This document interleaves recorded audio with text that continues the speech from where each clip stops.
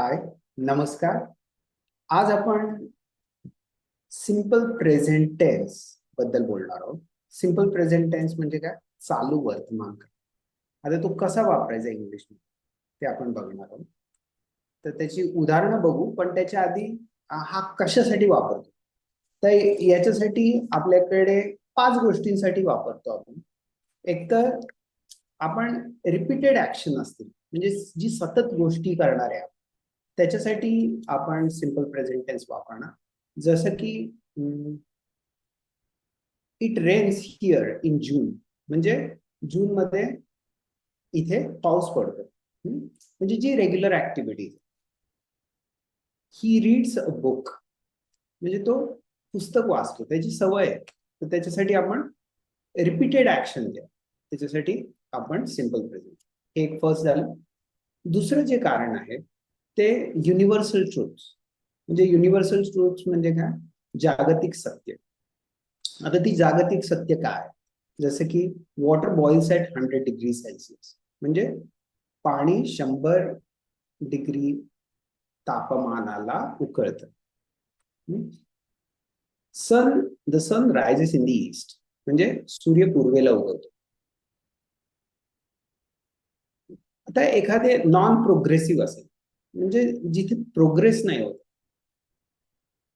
प्रगती होत नाही, तर आपण तिथे त्याला नॉन प्रोग्रेसिव्ह म्हणतो. जसं की she plays tennis every day, और she plays tennis on every weekend. आता याच्यात प्रोग्रेसचा काही प्रश्न नाही, की खेळते. आय लाईक दिस फूड, मला हा जो पदार्थ आहे तो आवडतो. आय ट्रस्ट यू, मी तुझ्यावर विश्वास ठेवतो. ह्याच्यामध्ये प्रोग्रेसचा प्रश्न नाहीये किंवा प्रगतीचा प्रश्न नाही. तर हे तिसरं कारण आहे नॉन प्रोग्रेस. चौथं जे आहे, जे आपण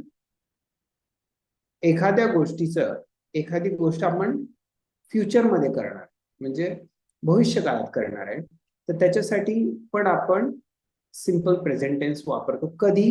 जेव्हा त्याच्यामध्ये एखादी स्पेसिफिक किंवा ठराविक वेळेस करणार आहे. जसं की हर ट्रेन अराइव्स ॲट 9 o'clock, और he starts his new journey tomorrow, म्हणजे तो त्याची नवीन जर्नी, नवीन जे प्रवास आहे तो उद्या चालू.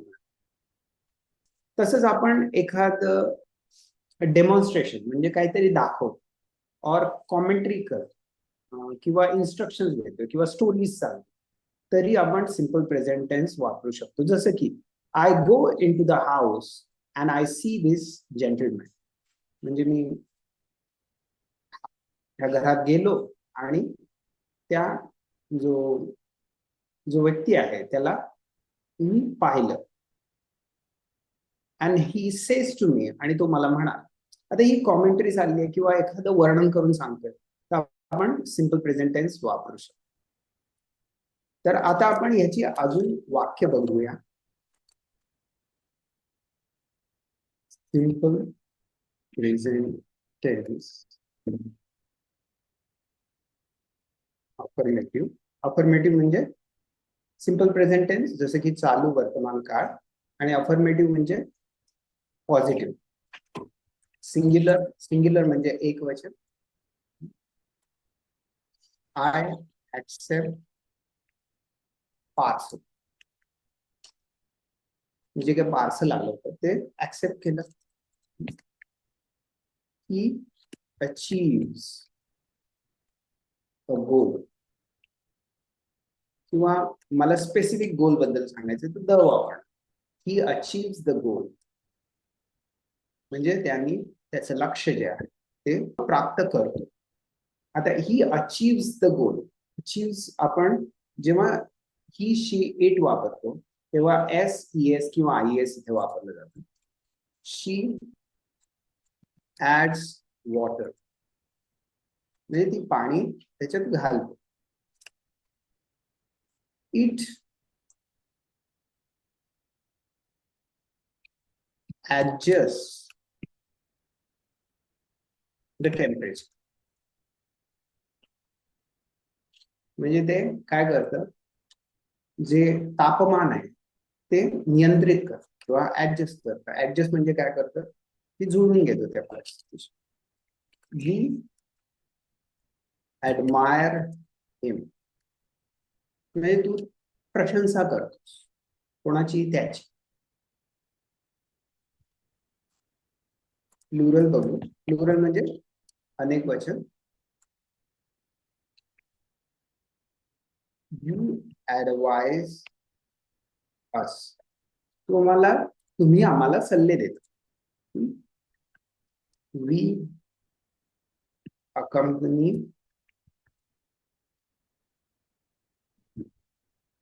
आम्ही तुझ्या बरोबर किंवा तुमच्या बरोबर जातो.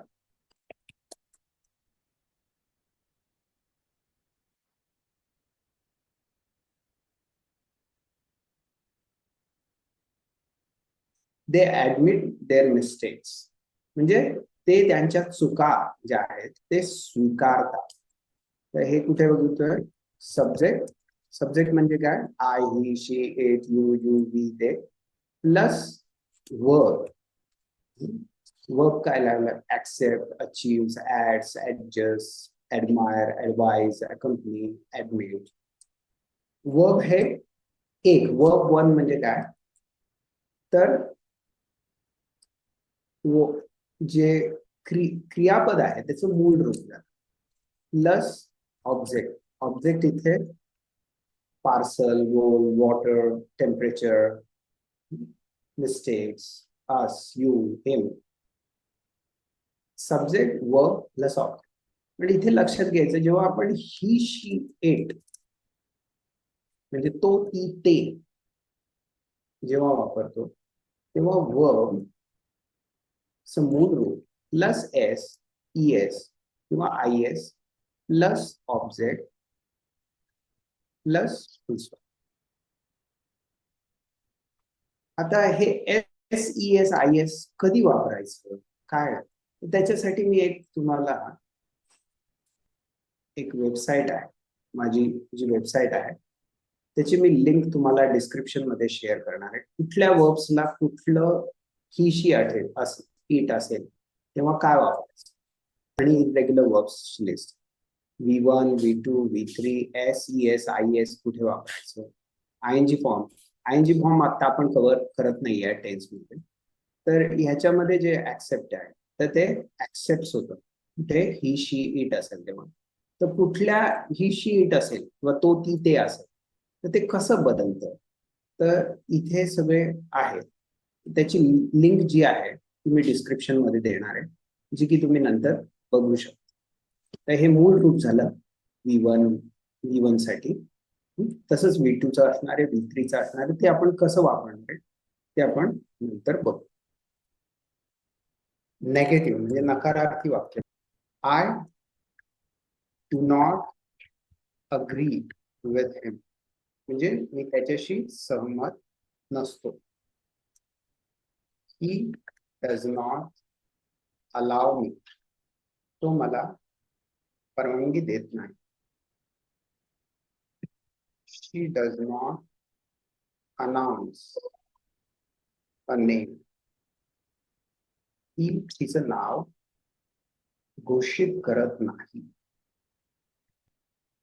It does not answer a question, म्हणजे ते प्रश्नाचं उत्तर देत नाही.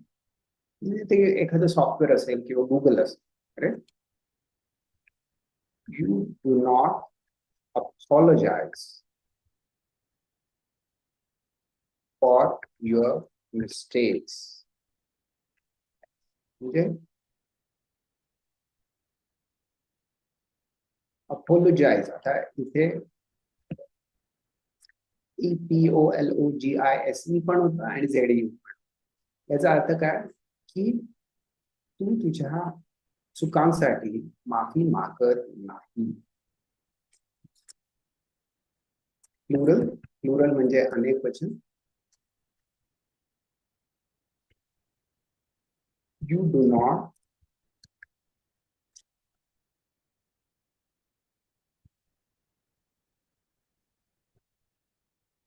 applaud, applaud.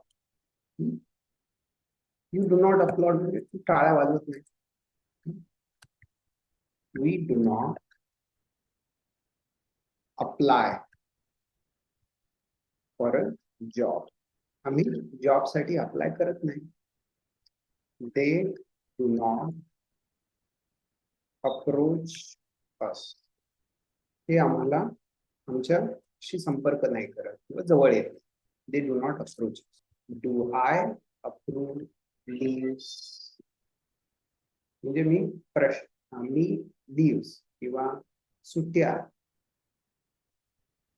ज्या आहेत त्या मंजूर करतो का?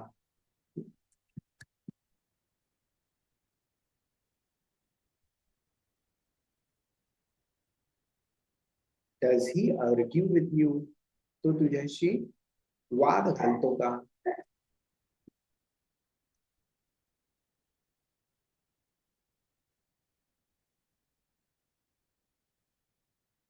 Does she arrange a seminar? ही जो चर्चासत्र असेल ते त्याची व्यवस्था करते का?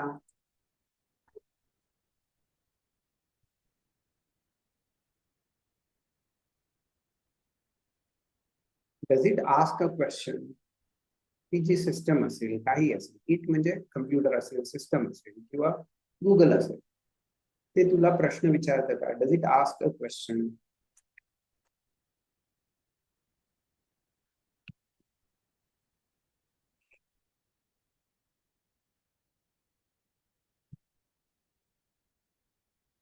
Do you arrest a thief? म्हणजे तू चोराला अटक करतोस का? आता हे इंटरॉगेटिव्हचं सिंग्युलरची वाक्य झाली. आता आपण प्लुरलची बोलू.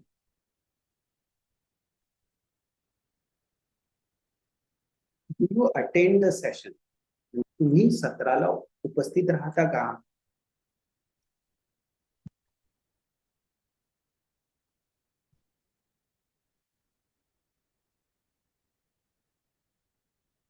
Do we attract customers? आपण ग्राहकांना आकर्षित करतो का?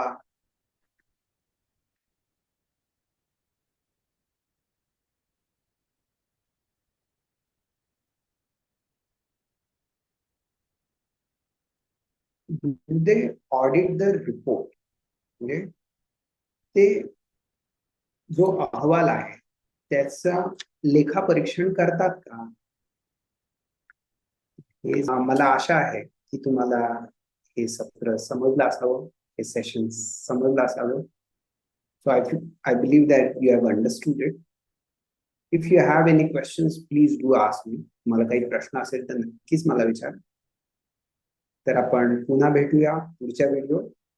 बाय. नमस्कार.